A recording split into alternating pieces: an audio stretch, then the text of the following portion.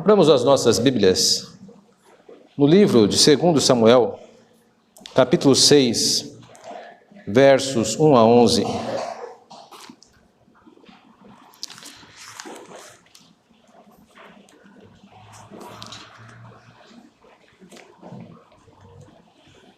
Segundo livro de Samuel, capítulo 6, versos 1 a 11.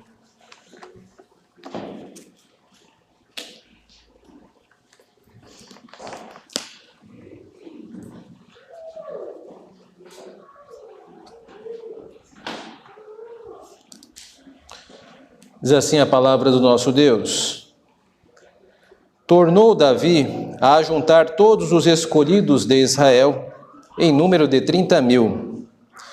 Dispôs-se e, com todo o povo que tinha consigo, partiu para Baalá de Judá, para levarem de lá para cima a arca de Deus, sobre a qual se invoca o nome do Senhor dos Exércitos, que se assenta acima dos querubins. Puseram a arca de Deus num carro novo e a levaram da casa de Abinadab, que estava no outeiro. E Uzá e Aiô, filhos de Abinadab, guiavam o carro novo. Levaram com a arca de Deus da casa de Abinadab, que estava no outeiro, e Aiô ia adiante da arca. Davi e toda a casa de Israel alegravam-se perante o Senhor com toda a sorte de instrumentos de pau de faia, com harpas, com saltérios, com tamborins, com pandeiros e com símbalos. Quando chegaram à eira de Nacom, estendeu Uzá a mão à arca de Deus e a segurou, porque os bois tropeçaram. Então a ira do Senhor se acendeu contra Uzá, e Deus o feriu ali por esta irreverência. Morreu ali, junto à arca de Deus. Desgostou-se Davi, porque o Senhor irrompera contra Uzá, e chamou aquele lugar Pérez Uzá, até o dia de hoje.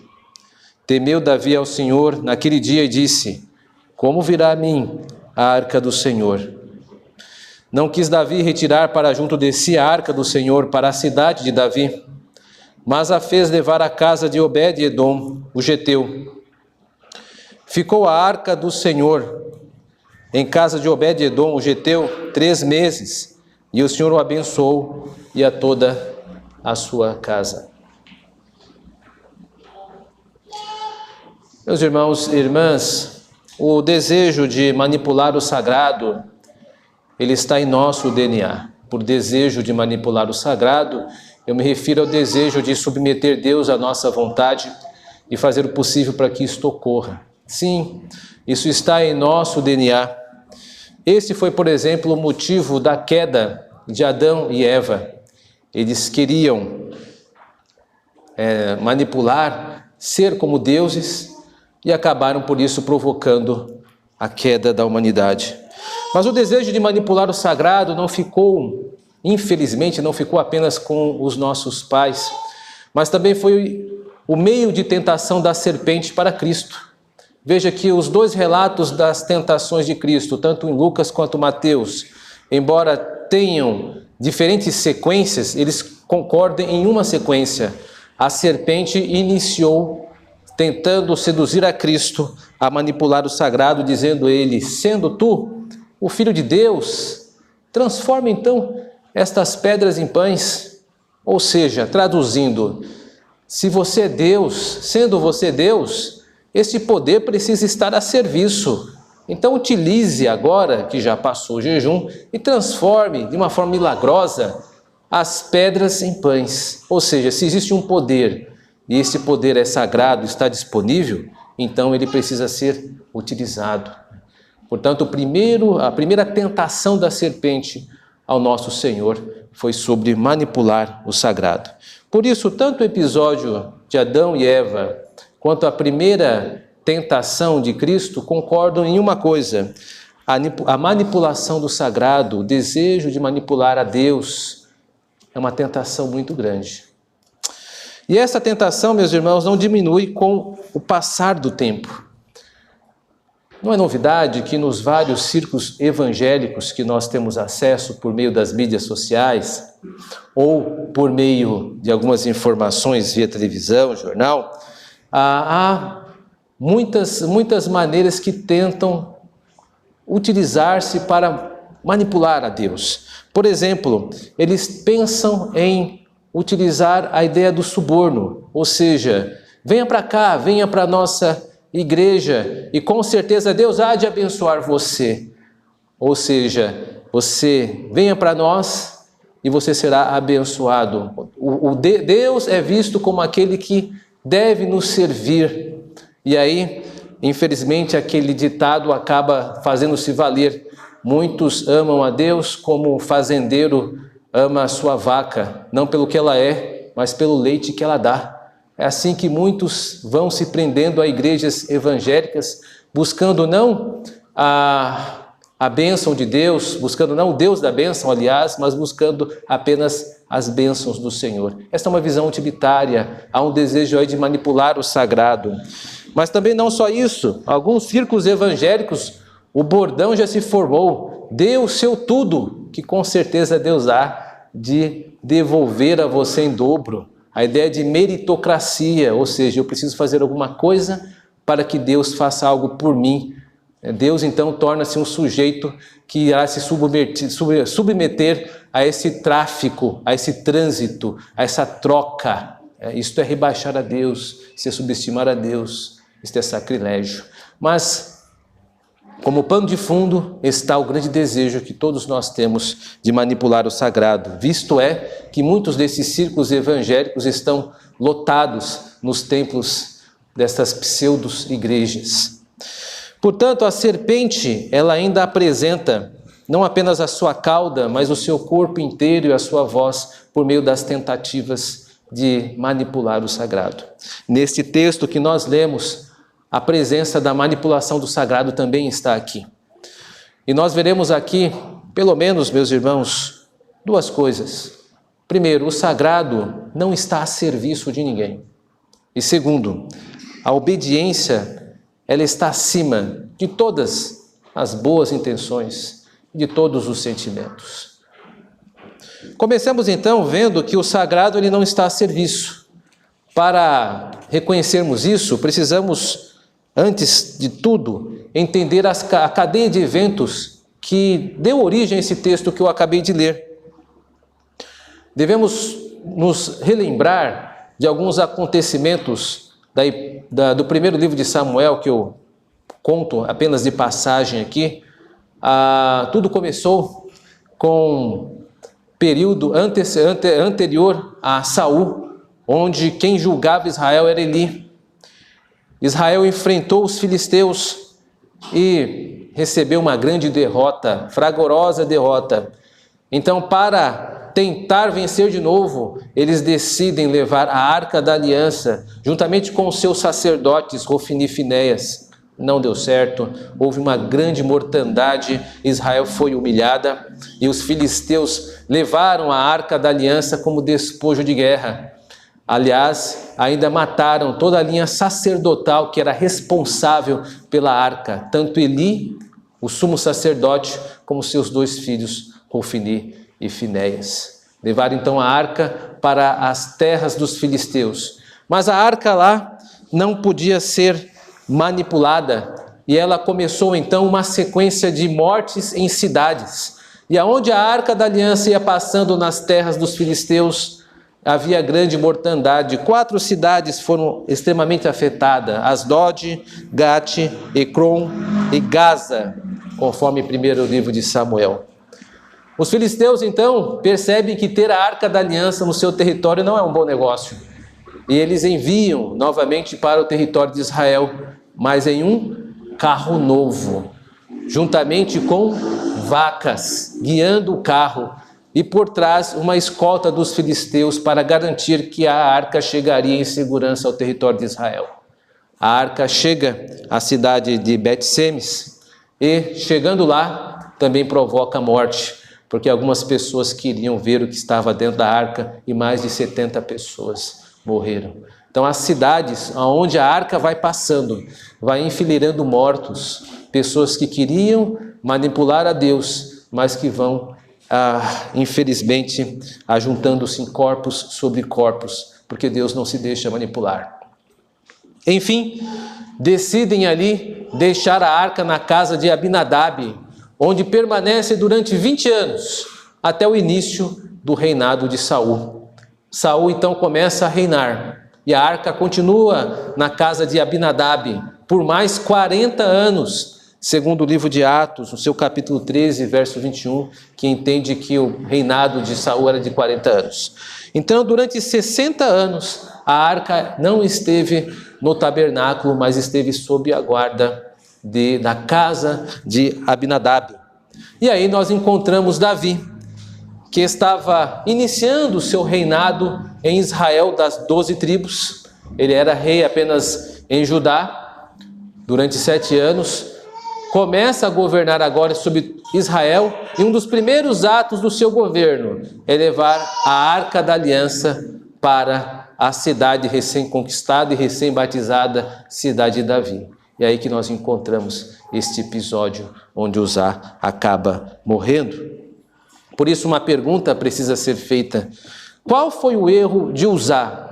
Porque pela descrição parece ser um ato tanto quanto ingênuo. Ele simplesmente apoiou a arca para que ela não viesse a tombar. Mas por detrás deste gesto ingênuo, aparentemente ingênuo, existem camadas que o autor deste livro insiste em mostrar para nós. Primeiro, no Antigo Testamento, a palavra irreverência que está aí no texto, que classifica a atitude de Uzá, irreverente, aparece apenas nesse texto. Em todo o Antigo Testamento você não encontrará novamente essa palavra irreverência. Tanto é que as Bíblias, várias Bíblias que nós temos, utilizam palavras diferentes para descrevê-lo, porque não há referência. Só esse texto é a única vez na Bíblia, no Antigo Testamento, nos 39 livros, que aparece a palavra irreverência aqui, para classificar a atitude de Uzá.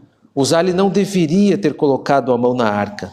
Lá em Números, no seu capítulo 4, verso 15, existe estritas informações, prescrições como a arca deveria ser carregada.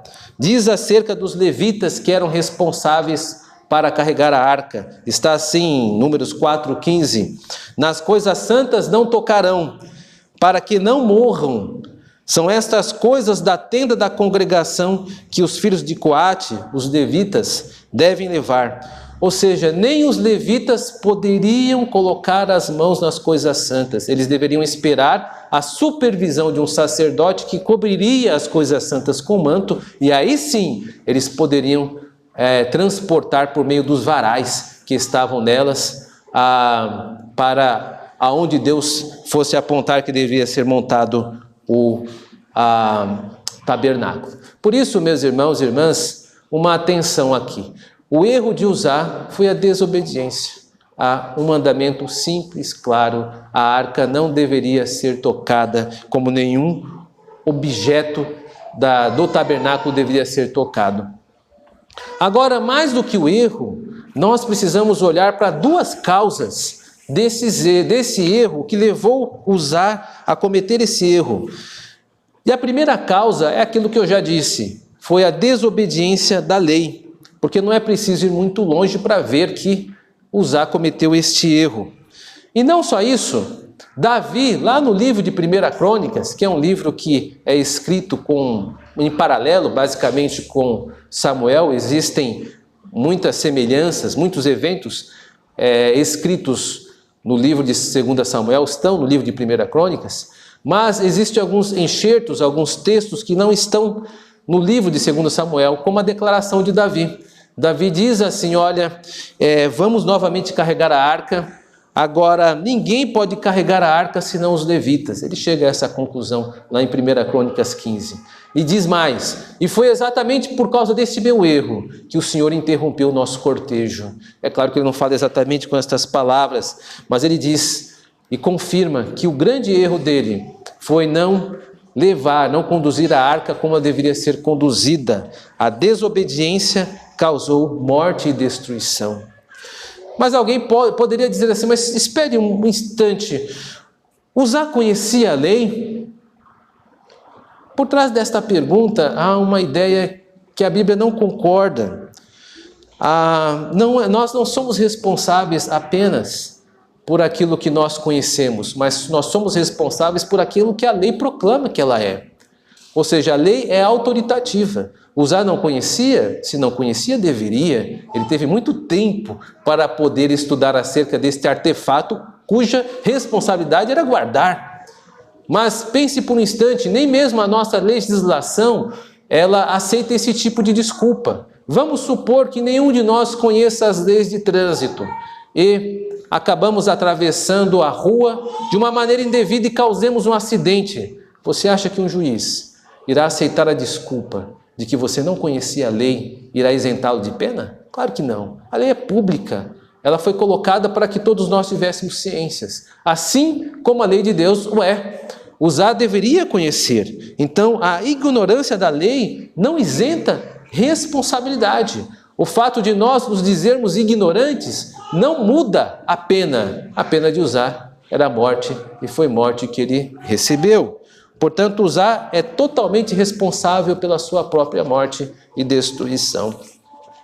A segunda causa do erro de Uzá é uma causa que nos importa mais, que é a familiaridade. Uzá, tudo indica, cresceu com a arca. Como eu informei os irmãos e irmãs, a arca esteve, no mínimo, mais de 60 anos sob a guarda da casa de Abinadab. Então imagine uma pessoa como Uzá. Supomos que ele tenha nascido no exato momento em que a arca foi colocada na casa de Abinadab. Ele era um homem com mais de 60 anos. Então ele conhecia, ele estava muito afeiçoado à arca, ele tinha familiaridade com a arca. E esse excesso de familiaridade acabou minando a saudável distância que o temor exige que nós tenhamos das coisas sagradas. Ou seja, essa sensação de familiaridade acabou diminuindo o santo temor, qual todos nós devemos estar imbuídos quando nos relacionamos com um ente sagrado, com um ente santo. Deus, ele não é muito favorável a ações de familiaridade. Nós vemos isso no Antigo Testamento em várias vezes onde ele sinaliza isso. Por exemplo, quando Moisés recebe a revelação de Deus lá no deserto, naquela sarça ardente, quando Deus se revela e Moisés quer se aproximar, o que Deus diz a ele? Tire as sandálias dos seus pés, porque o lugar onde está colocando os pés é terra santa, eu estou nesse lugar. Respeito, reverência. Quando Isaías tem então a grande visão de Deus, lá em Isaías do capítulo 6, onde ele fica estupefato, ele é cheio de temor, e ele percebe que está diante de um ente santo, poderia morrer, e o que é feito com ele? Levam para ele algo para purificar os seus lábios, porque ele é um homem de lábios impuros, e vivia em meio de um povo de impuros lábios. Ele tinha essa clareza. Assim também, quando Pedro percebe que está diante de Cristo, o Filho de Deus, o que ele diz? Olha que bom estar aqui. Não, ele diz, afaste-se de mim, porque eu sou pecador. Ou seja, Deus, em toda a Bíblia, está mostrando que é necessário nós termos reverência no trato das coisas sagradas. Deus é um ente que exige reverência no trato com ele. E a familiaridade, ela acaba transmitindo uma falsa ideia de posse. Parece que Deus torna-se quase como nosso objeto, alguma coisa que nós temos direitos. E aí nós nos enganamos em relação à nossa relação com Deus. Somos nós que pertencemos a Ele, e não Ele que pertence a nós. É diferente. Nós somos o seu povo, o povo de Deus. Mas isso não significa que nós temos direitos sobre Deus. Por isso é uma advertência para nós, muito cuidado com algumas expressões que tentam minar o temor de Deus. Há muitos círculos evangélicos que se sentem muito à vontade de dizer assim, olha, Deus me falou tal coisa. É mesmo? Deus me falou tal coisa? Então você, faça-nos um favor, registre isso agora e avise todas as editoras do mundo para anexar na Bíblia, porque se foi Deus que lhe disse, é inerrante e é autoritativo. Mas eu estou sendo irônico. Você sabe que isso não existe. A palavra de Deus é suficiente. Mas não são poucos os círculos evangélicos que se reivindicam para si o verbo de Deus. Deus me falou, Deus me fala, Deus está apontando. Irmãos e irmãs, isso é uma arrogância e presunção. Nosso local de fala é muito menor do que isto. Deus, ele fala pela sua palavra. Nós não temos a autoridade de reivindicar sermos a origem do verbo de Deus. Quem é a origem e a fonte são as Escrituras Sagradas. Elas que são autoritativas. Então, muito cuidado com estas expressões que carregam uma falsa espiritualidade e podem seduzir e encantar por causa do espetáculo das suas reivindicações. Uau, Deus está falando. Quantos não usam este bordão? Deus está falando agora. Se a palavra de Deus está sendo lida, como foi lida, sim. 2 Samuel, capítulo 6, 1 a 11, Deus falando com a sua igreja. A pregação da palavra também é uma manifestação da presença de Deus. Mas cuidado com esses dizeres que vão infantilizando a nossa relação com Deus e minando o espaço que Deus exige de tratamento e temor. Tomemos cuidado com as nossa maneira de nos aproximarmos do Senhor e sempre com o livro de Eclesiastes no capítulo 5 a nos lembrar, quando for falar com Deus, cuidado com as suas palavras, não sejam elas muitas, porque Deus está no céu e nós estamos na terra.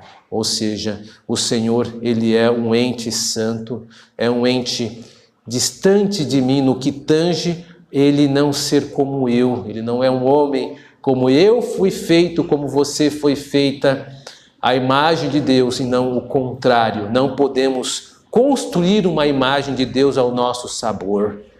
Este é o grande erro que muitos meios evangélicos tratam com expressões de infantilização a Deus. Estou apaixonado por Deus. Faz-me o favor.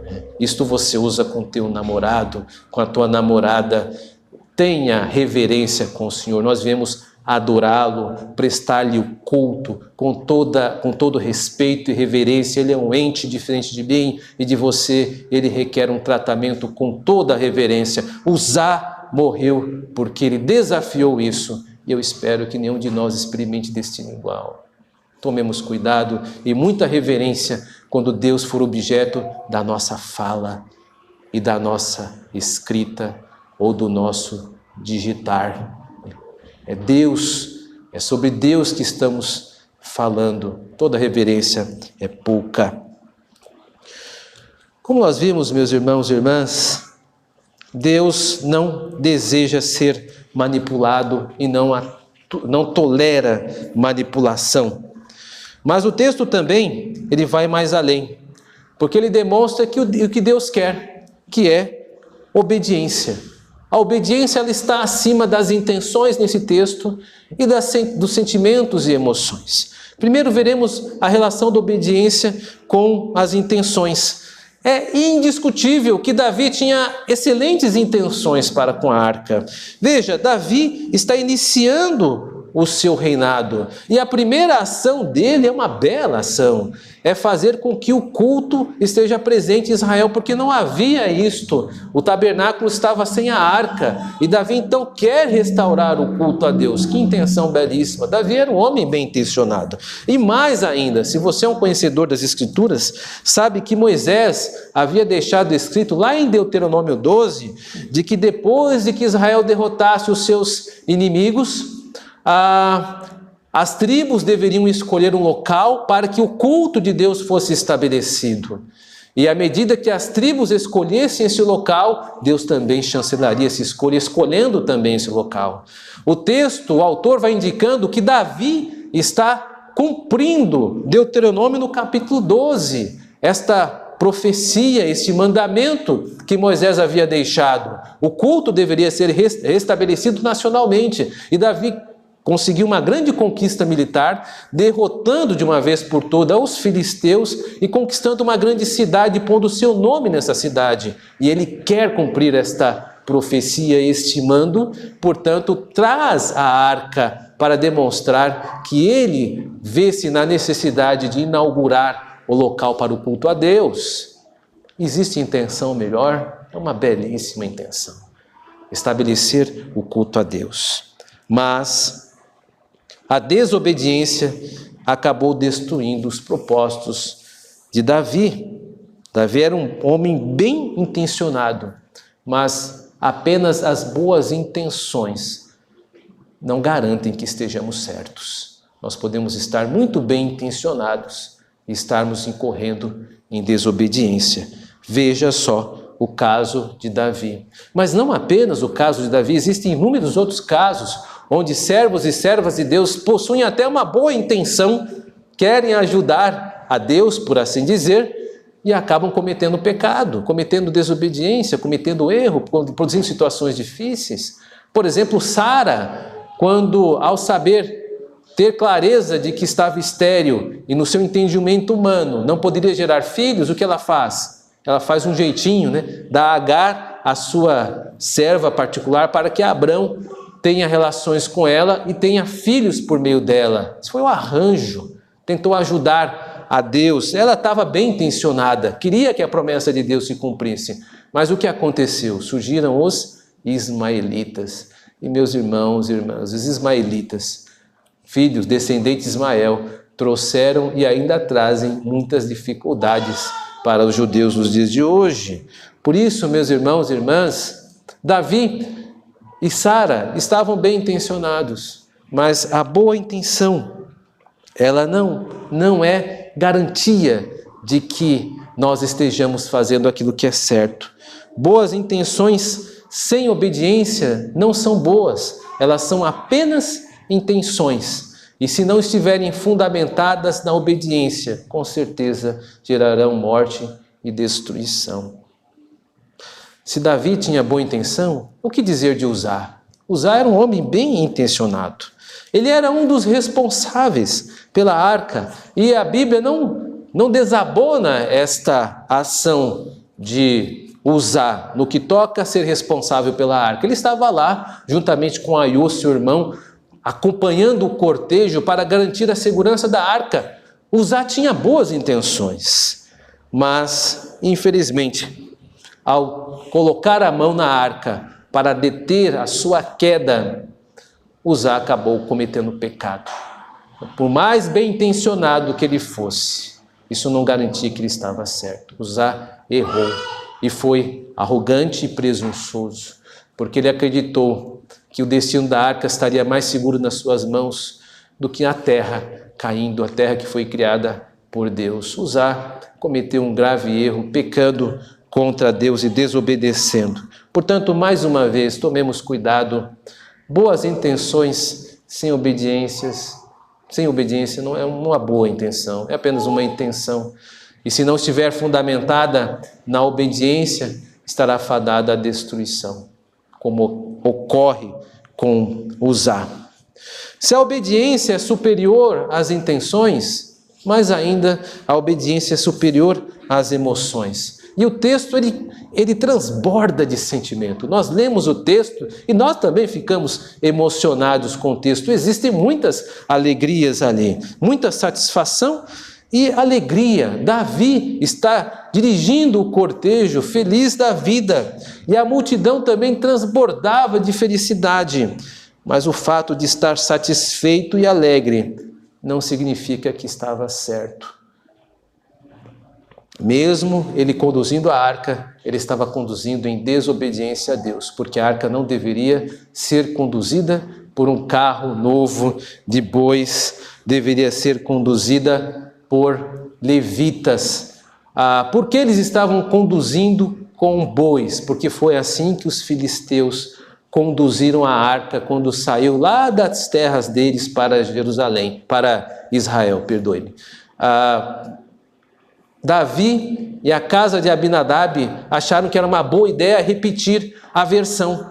Então fizeram a mesma coisa, pegaram um carro de boi. Mas meus irmãos e irmãs, por mais que nós queremos fazer as coisas boas, se elas não estiverem de acordo com a palavra de Deus, ainda assim são inaceitáveis. É por isso que esse texto ele fundamenta o pensamento presbiteriano chamado princípio regulador do culto. O que deve ter no culto a Deus, na liturgia? Apenas aquilo que Deus prescreve em sua palavra. A pregação está na descrição do culto. Orações, por isso que a nossa liturgia tem pregações, orações, hinos, cânticos, leitura bíblica.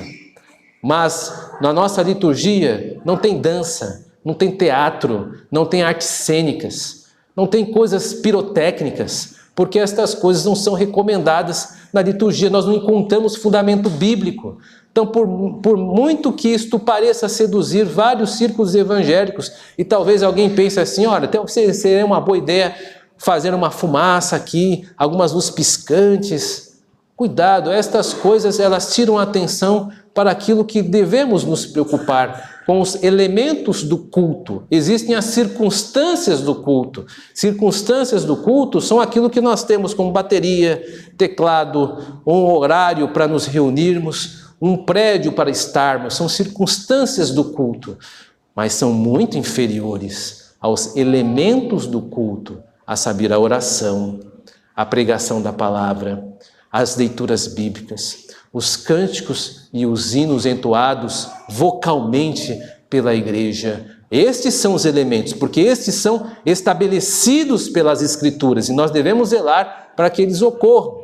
Se é às 19, se é às 18, se é às 17, isso são circunstâncias do culto. Agora, os elementos do culto, como pregação, leitura bíblica, hinos, cânticos, estes não podem faltar, porque compõem aquilo que as Escrituras fundamentam na ação litúrgica, na ação da igreja. Por isso, meus irmãos e irmãs, embora Davi estivesse muito satisfeito e alegre, isso não era necessariamente algo que legitimasse que ele estivesse correto. E tudo indica, meus irmãos, que outros personagens pensaram da mesma maneira que Davi. Por exemplo, tudo indica que Adão e Eva estavam muito satisfeitos com o negócio que fizeram com a serpente, em comer da árvore do fruto do conhecimento do bem e do mal. Mas Deus ficou extremamente furioso com Adão e Eva. Tudo indica que Caim estava muito satisfeito com a oferta que prestou a Deus. Inclusive, no seu parecer, muito melhor do que a de Abel. Mas ele estava errado e Deus ficou desgostoso com a oferta de Caim, embora ele estivesse satisfeito. Deus ficou muito desgostoso também com as ações de Salomão, mas tudo indica que Salomão se sentia muito alegre e satisfeito em expandir o número de esposas e o número de mulheres no seu harém, em desobediência à palavra de Deus. Enquanto ele estava alegre e muito satisfeito, Deus estava muito furioso com Salomão. Assim como Deus ficou furioso com Adão e Eva, com Caim e com o próprio Salomão. Portanto, estarmos satisfeitos, nos sentirmos bem, não é garantia de estarmos certos. Podemos estar muito satisfeitos, mas estarmos pecando diante de Deus. Por isso, tomemos cuidado, não são as nossas emoções que dizem que estamos fazendo certo, mas é o que a palavra de Deus prescreve. De forma parecida, mas no contraposto, Davi também ficou triste e contrariado nesse texto. Salta aos olhos de que após a morte de Uzá, o que ocorre ali? Quase uma inauguração de um monumento. Davi, vendo que Uzá morreu por colocar a mão da arca, ficou constrangido. E a partir de então aquele lugar começou a chamar-se Pérez Uzá, que pode ser traduzido como a destruição de Uzá, ou a morte de Uzá, tanto faz, mas a ideia é que aquele lugar começou a ser conhecido por esse episódio. E Davi ficou muito triste e temeroso. Não era por menos. Eu havia dito no começo do sermão que aonde a arca foi levada e as pessoas tentaram manipular ela foi deixando corpos e corpos por trás dela. Imagine Davi pensando assim, eu vou levar para a minha cidade a arca, que já está começando a matar as pessoas. Não, eu vou mandar para a casa de Obed-Edom, para um levita. não levarei para minha cidade, porque com certeza, na sua mente, os episódios iriam retornar. E Davi estava muito preocupado com isso. Por isso, meus irmãos e irmãs, embora Davi estivesse contrariado com o incidente, isso não significa que ele estava certo. Ou seja, podemos estar tristes, podemos estar contrariados, mas podemos estar errados. Há outros personagens que ilustram muito bem isso. Tudo indica que Daniel e seus 3 amigos ficaram muito tristes por serem deportados contra a sua vontade para a Babilônia. Mas lá, eles deram um grande testemunho das grandezas de Deus, e isso satisfez ao Senhor. Tudo indica também que Jeremias não teria ficado muito feliz quando Deus disse a ele assim: você não tomará mulher e nem terá filhos e filhas neste lugar. Imagine você receber esta ordem de Deus. Você não poderá casar-se, nem ter filhos e filhas. Imagine você, adolescente, recebendo esta informação de Deus. Como é que você ficaria? É o que diria para o seu namorado ou a sua namorada, né? Como você digeriria isto? Imagine Jeremias recebendo essa informação. Tudo indica que ele não ficou também muito feliz. Mas Deus estava satisfeito com o ministério do profeta, que deveria manter-se solteiro. Tudo indica também, meus irmãos, que Ezequiel ficou muito triste ao saber que Deus decretou a morte da sua mulher. Deus disse a ele: tirarei as delícias dos teus olhos, você ficará viúvo, como demonstração da mensagem profética. Então as belas palavras registradas por Ezequiel demonstram essa tristeza. Falei ao povo pela manhã, e à tarde morreu minha mulher. Pense nisso. Ezequiel ficou muito triste, mas Deus ficou satisfeito, porque o seu ministro, o seu profeta, estava lá cumprindo a vontade de Deus. Então, nesses 3 incidentes, 3 homens de Deus ficaram extremamente tristes com as ações que precisavam ser tomadas. Daniel e seus 3 amigos. Jeremias, que não poderia casar-se. E Ezequiel, que casado ficou viúvo. Todos eles tristes. Mas Deus satisfeito, porque é para isto que eles haviam sido chamados. Portanto, nossos sentimentos, meus irmãos e irmãs, não são Deus. Você pode estar muito alegre, muito feliz, efusivo, e Deus furioso com você, se você estiver pecando. Agora, você pode estar muito triste, devastado, desolado, desolada, mas Deus pode estar satisfeito com isso, se isso significa que você está sendo fiel a Deus. Coloquemos desta maneira: você recebe uma proposta de um emprego dos sonhos, mas você sabe que nesse emprego você terá que pecar, ter que mentir, vai ter que vai ser colocado como fiscal da Receita Federal e lá vão tentar fazer de você uma pessoa que vá fazer alguns acordos que não deveria. Por favor, editem esse vídeo depois que postarem. Você recusaria sabendo que poderia ser por motivos escusos? Deveria. Mas imagine só, a tua fidelidade vai custar o emprego dos seus sonhos. Eu tenho certeza que você ficaria triste, mas deixaria alguém feliz, Deus. Então, precisamos entender que os nossos sentimentos não são Deus. Nós podemos estar muito tristes e Deus estar satisfeito. Podemos estar muito felizes e Deus estar furioso. Nossos sentimentos não são Deus. Não podemos caminhar para uma idolopatia. O que é idolopatia? É a idolatria dos sentimentos. Vou idolatrar meus sentimentos. Estou triste. Muito bem. O que você deve fazer? Vá orar. Está triste, vá orar. Estou feliz. Cante louvores. Há procedimentos em relação aos nossos sentimentos. Mas cuidado, você não é seus sentimentos. Porque se você cair nesta armadilha, você começará a idolatrar seus sentimentos. E então você verá o mundo com a cor dos seus sentimentos. E os seus sentimentos não foram lhe dados para sentar e presidir as suas ações. Você pode estar triste, Mas se você tem responsabilidade com a tua família, você vai trabalhar assim mesmo, porque você precisa sustentar a sua família. Que a tristeza o acompanhe, mas você não pode abrir mão das suas obrigações por causa dos seus sentimentos. Agora, aquelas pessoas que não conseguem separar isso, acabam entrando em grandes dificuldades. Tomemos cuidado, nós não somos os nossos sentimentos. Idolatrá-los ou revesti-los de uma espiritualidade que eles não têm é arriscado. Porque a partir do momento em que eu exijo de mim estar feliz, em todo momento eu estou criando um idealismo e me escravizando em relação a isso. A vida não é assim. Os servos de Deus não passaram vidas assim. Vide Jeremias já citado, onde uma vida marcada de serviço a Deus, de uma tristeza profunda, mas de fidelidade. Cuidado com estas questões, meus irmãos e irmãs. O mundo valoriza demais o sentimentalismo. E os círculos evangélicos descuidados acabam comprando a ideia e revestindo de certa espiritualidade que eles não possuem. Davi estava errado em ficar triste.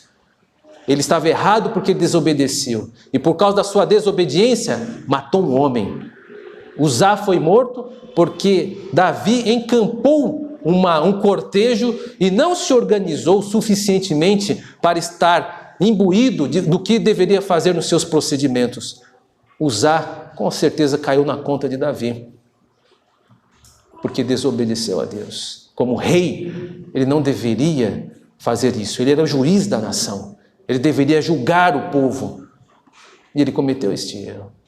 Por isso, tomemos cuidado, meus irmãos e irmãs. Não caiamos nessa idolopatia. Tenhamos os sentimentos. Deus nos deu, são uma parte importante do nosso ser.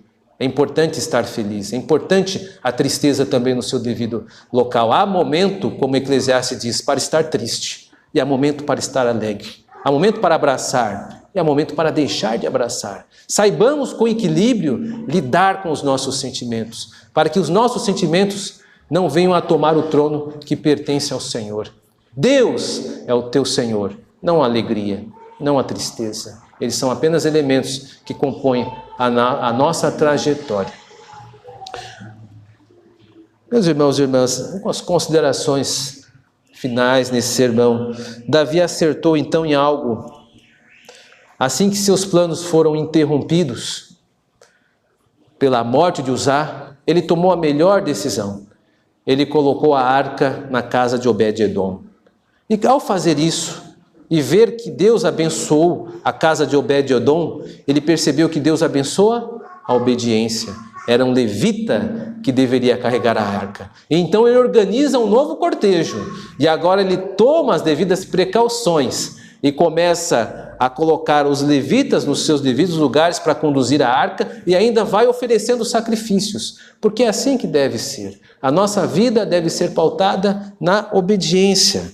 A nossa obediência deve estar acima de toda e qualquer intenção. A nossa obediência deve estar acima de todo e qualquer sentimento. E a obediência, meus irmãos, sobretudo, é o abandono das tentativas de manipular a Deus. Porque quando nós aceitamos a palavra, como a palavra é, nós então podemos usar uma expressão muito bela de Agostinho que diz assim: dá-me o que ordenas, e ordena o que quiseres. Me dê o que o Senhor mandar e me mande o que quiser que eu faça. Que este sentimento possa estar no seu coração e que você tenha esse mesmo prazer que Agostinho disse que nós devemos ter com a palavra de Deus em obedecê-la. Que Deus nos abençoe.